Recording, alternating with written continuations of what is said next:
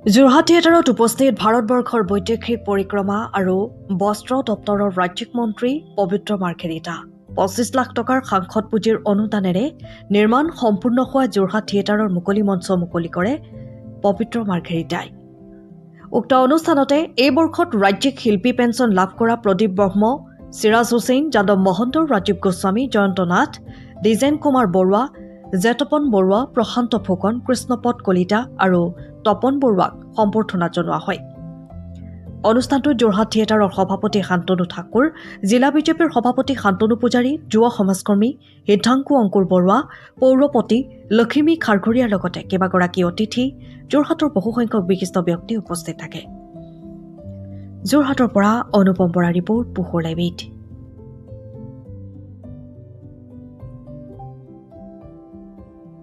Jorhat theatre ইতিহাস 130 বছৰতকৈ বেছি। 1896 চনত স্থাপিত হোৱা। ইয়াত আমি আজিৰ পৰা 35 বছৰ আগত যেতিয়া জে বি কলেজত পঢ়িছিলোঁ, ইয়াত নাটক শিকিছিলোঁ, আবৃত্তি শিকিছিলোঁ, অনুশীলন কৰিছিলোঁ, প্ৰম্পট কৰিছিলোঁ, ছেটিংছ বনাইছিলোঁ। গতিকে নাটকৰ সৈতে আদিপাঠ ইয়াতে শিকিছিলোঁ।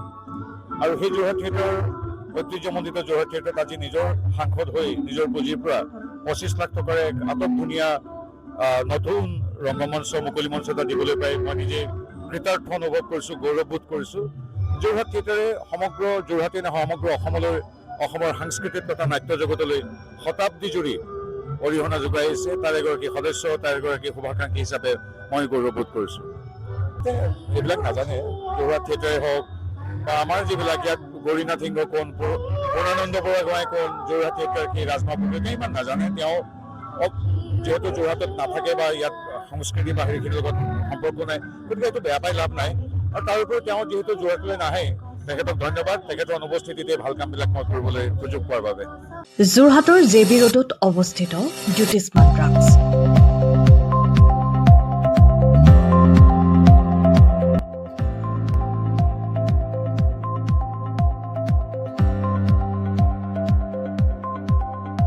আপোনালোকৰ সেৱাত জ্যোতিষ্মান ড্ৰাগছ। আমাৰ ইয়াত শিশুসকলৰ লগতে প্ৰাপ্তবয়স্ক পুৰুষ মহিলাসকলৰ বিভিন্ন ৰোগৰ ঔষধ উপলব্ধ।